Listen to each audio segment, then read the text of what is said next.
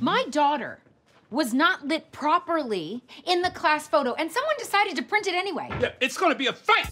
All right, let me give you a little context. Black people come in many shades, from Mariah Carey to Wesley Snipes.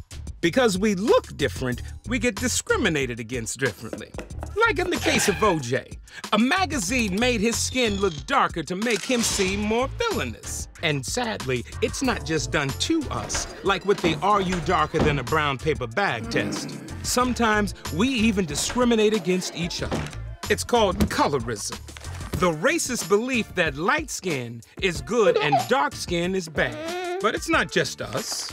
People are color-struck all around the world. In Asian communities, some people use umbrellas and visors to avoid the sun.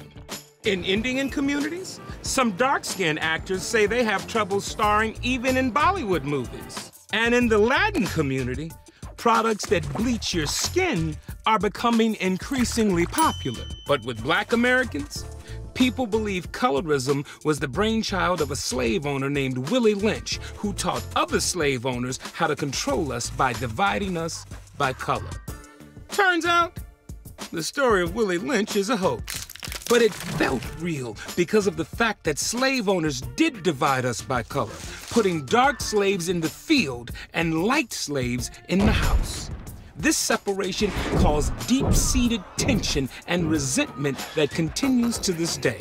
The resentment is so great that it makes us hypersensitive to issues of complexion, which brings us back to this. It's gonna be a fight! Yeah, we